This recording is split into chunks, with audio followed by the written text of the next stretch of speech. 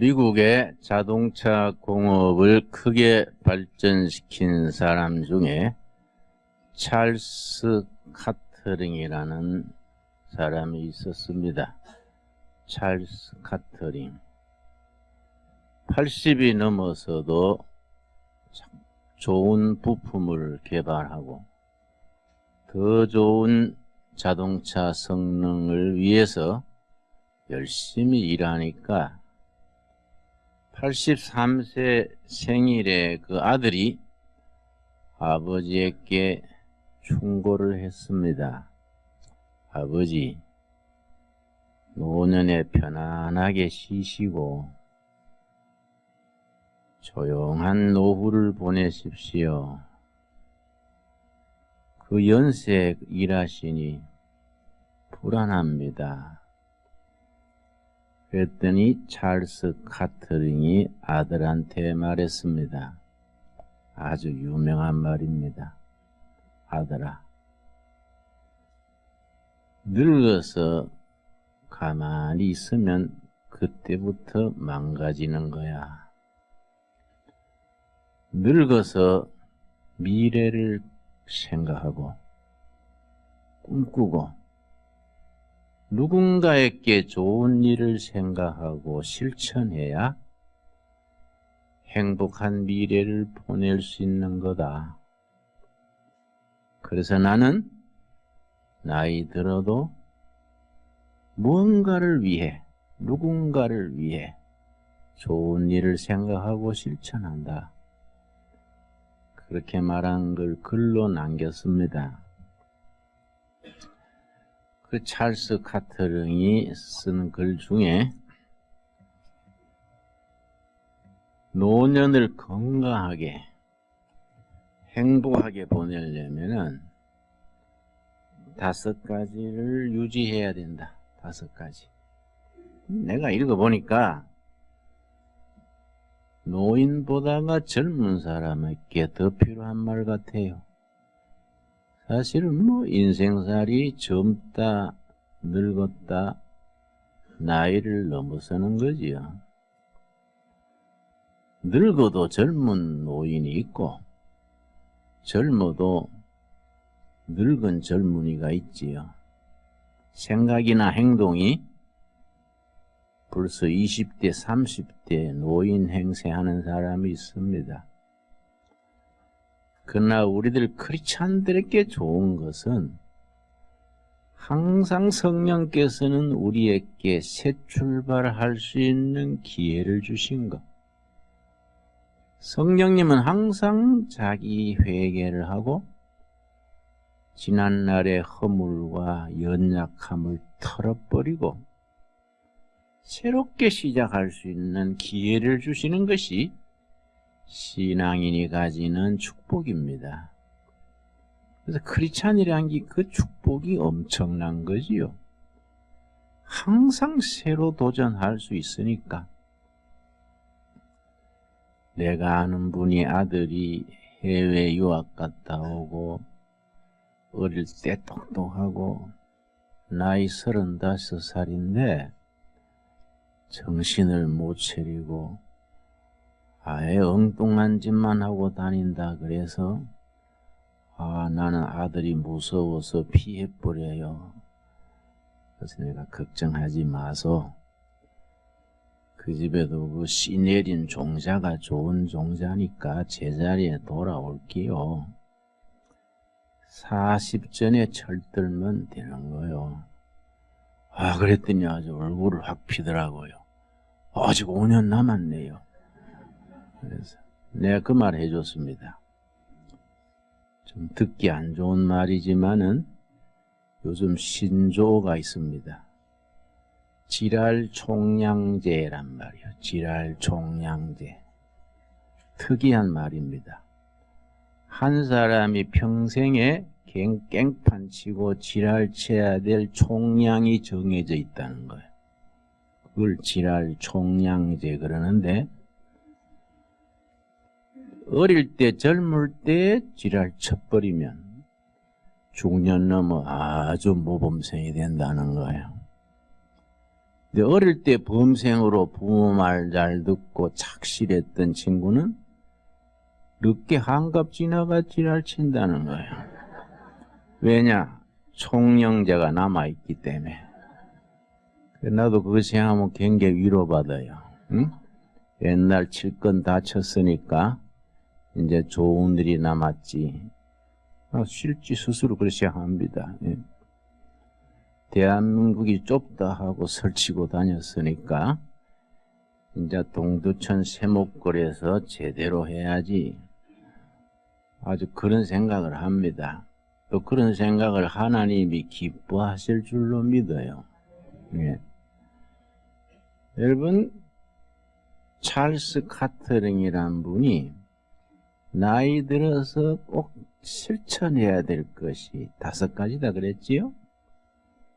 첫째가 뭐냐면은 영혼 문제를 생각해야 된다. 근데 나이 들었으니까 저승이 가깝잖아요. 천국과 지옥의 갈림길에 있는 거요. 나이 들수록. 그 영혼 문제를 생각해야 한다. 딴 거 다 성공해도 영적으로 망가지면 평생 적자로 끝나는 거예요. 첫 번째 영혼 문제를 생각해야 한다. 두 번째, 했던 말 또 하고 그거 해서는 안 된다. 노인병이 한 가지지요. 또 그 말하고 그런 습관에 빠지면 안 된다. 세 번째, 이런 일 저런 일 젊은 사람들 하는 일에 자꾸 간섭하는 습관을 버려야 된다. 그걸 잔소리라 그러지요. 특별히 교회도 그렇습니다. 제일 골치 아픈 교인이 나이 들어가지고 교회 매일 와가지고 이런 소리 저런 소리 아가씨 보고 전화알고에 그래봤냐? 종이를 뒤집어 2번 사라. 전기를 꺼라. 맨날 그래서 하면 젊은 사람들이 아이고 하나님 저런 빨리 돌아가시게 해주십시오. 기도하지요. 제일 골치 아픈 거예요. 나도 나이 들어가니까 그래 안 돼야지 다짐하는 겁니다. 이게 아주 현실적인 문제예요. 네 번째, 절대 너무 헐뜯는 말을 하면 안 된다.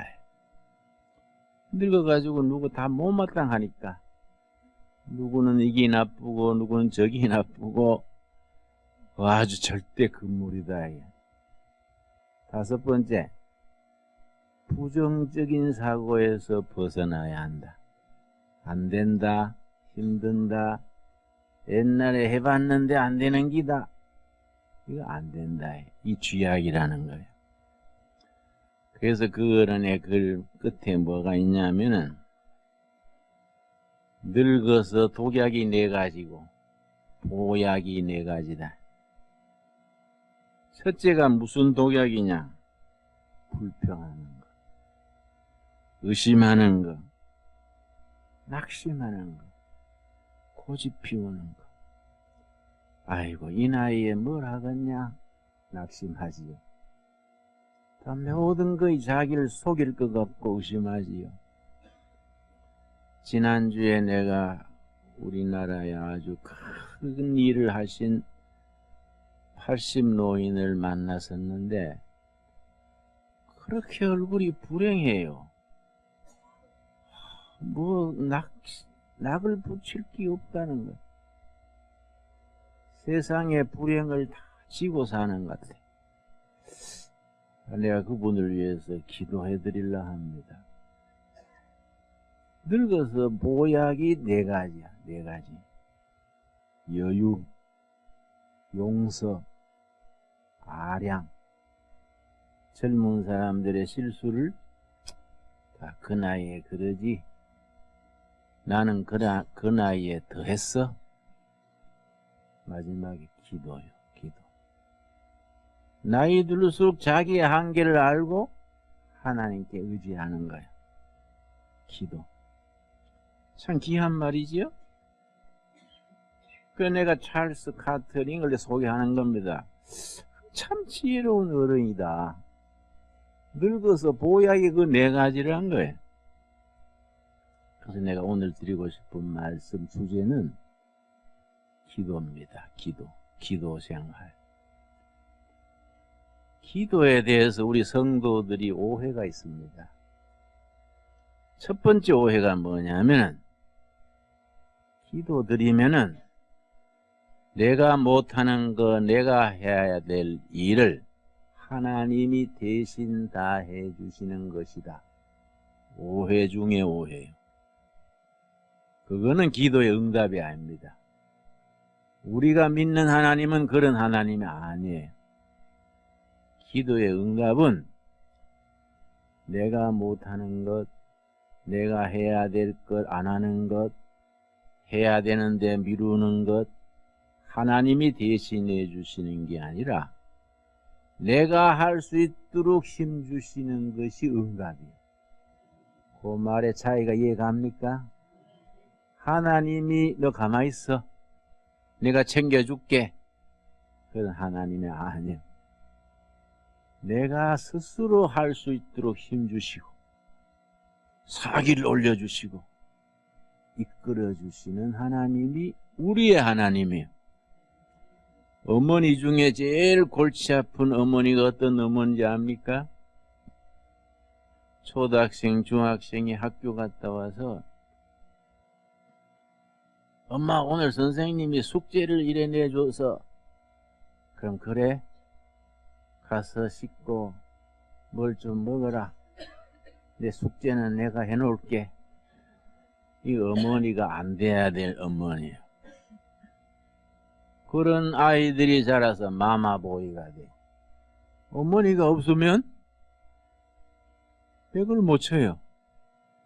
지혜로운 어머니는 그래, 네가 숙제를 할 수 있도록 내 옆에서 내가 뒷바라지 해줄게.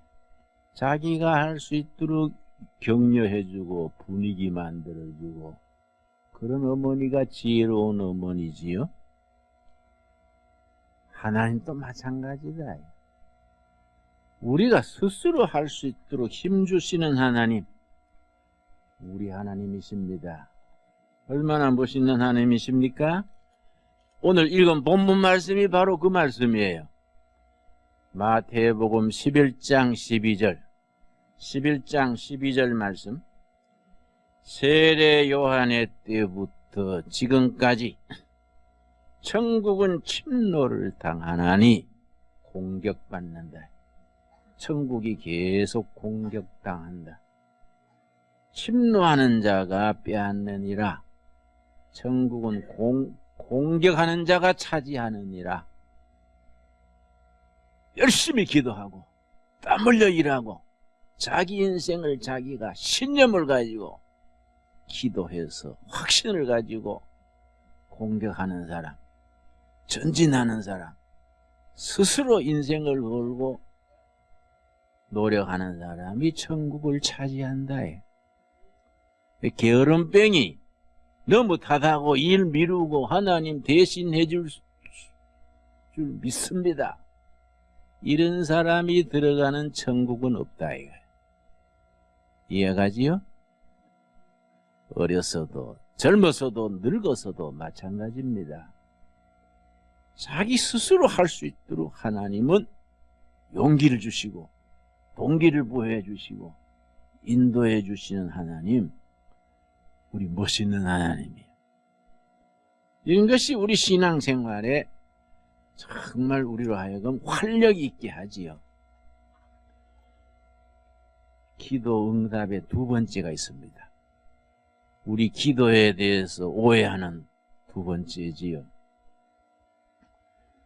우리의 기도를 들어주시는 하나님은 우리가 험한 길을 걸어갈 때, 사업이 부도가 나기 직전, 내 인생이 좌절하기 직전, 이런 일 저런 일로 헤쳐나가기 힘들 때 우리 환경을 조건을 변화시켜 주시는 하나님은 없다. 그런 하나님은 계시지 않아요. 최악의 조건, 가장 힘드는 날에도 그 나쁜 조건, 힘든 세상을 스스로 뚫고 나갈 수 있도록 사람을 변화시켜줘요. 이 우리 하나님이에요. 우리 하나님은 우리가 힘든 세상 살아갈 때에 환경과 조건을 좋은 환경, 좋은 조건 되도록 바꿔주는 하나님은 아니다. 어차피 세상은 힘듭니다. 어차피 세상은 좋은 일보다 나쁜 일이 많고 좋은 사람보다 나쁜 사람이 더 많아요. 항상 봄 날씨보다는 더운 여름, 추운 겨울 더 많은 겁니다.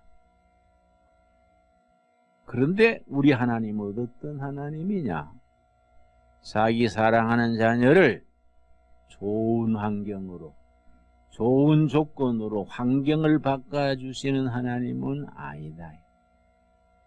그 역경을 뚫고 나갈 수 있도록 사람을 변화시켜줘요. 이걸 우리가 깊이 깨달아야 됩니다. 여러분, 우리 세상 운동권과 복음 운동권이 다른 점이 뭔지 아십니까? 세상 운동권은 새로운 직장, 새로운 일터, 새로운 주택, 보다 좋은 노동 조건을 우리가 만들어 갑시다. 세상 운동권이지요. 복음 운동권은 달라요. 새사람이 됩시다. 새로운 일터, 새로운 미래, 새로운 세상을 만들 수 있는 사람으로 바뀝시다. 이게 복음의 내용이에요. 사람을 변화시키는 것이 하나님의 역사고 환경과 조건, 일토 조건을 바꾸려는 것이 세상적인 방법입니다. 그래서 우리 크리스찬들은 항상 긍지를 가져야 돼요. 우리 거듭난 성도들, 본 어게인 크리스찬들이 내가 변화돼서 세상을 바꾸겠다, 이런 기백을 가져야 돼요. 이 로마서 12장 1절입니다. 로마서 12장 1절 말씀. 우리 한번 같이 찾아보겠습니다. 로마서 12장 1절 말씀. 이런 말씀 읽을 때 우리 가슴에 아주 사명감이 끓어오르고 심장이 뜨거워지고 도전하는 마음이 생겨야 그런 사람들이 성령 받은 사람이다. 첫 마디가 뭡니까? 그러므로 호단에 줄을 치십시오. 중요한 단어입니다. 그러므로가 왜 중요한 단어냐?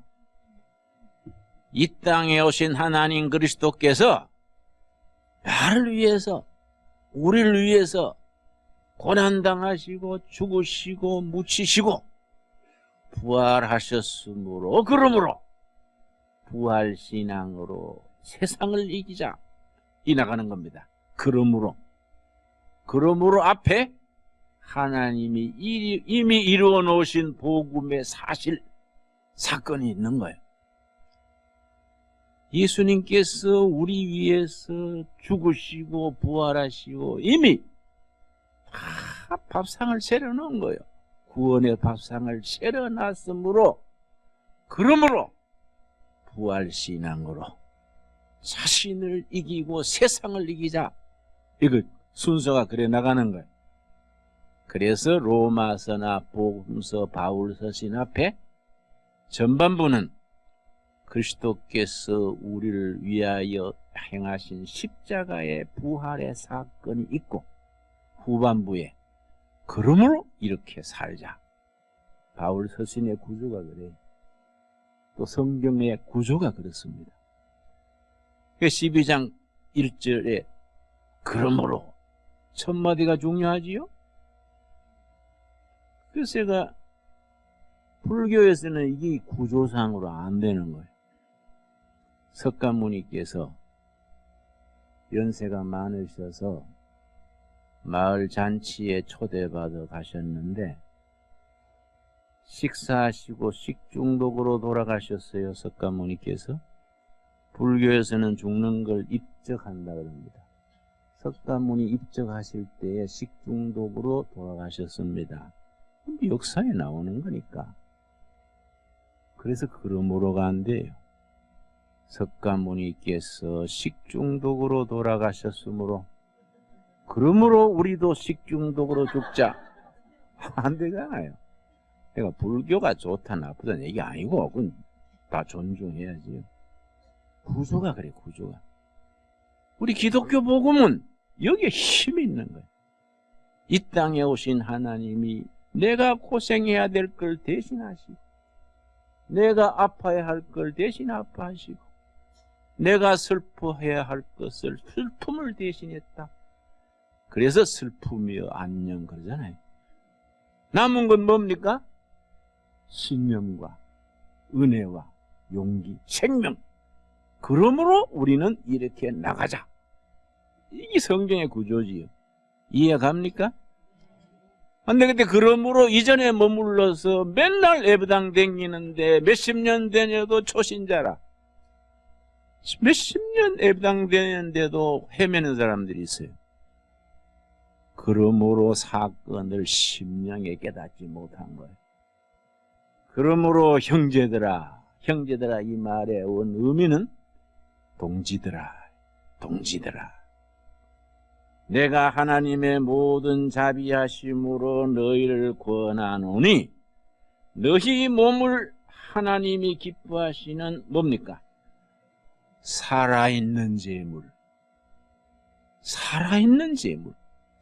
구약 시대에는 양과 소와 비둘기까지 죽여서 바쳤지요. 지금은 아니다야. 산채로 살아있는 제물. 하루 살았는 만큼, 한 달 살았는 만큼, 1년 살았는 만큼 제물로 바쳐지는 거야. 살아있는 제물.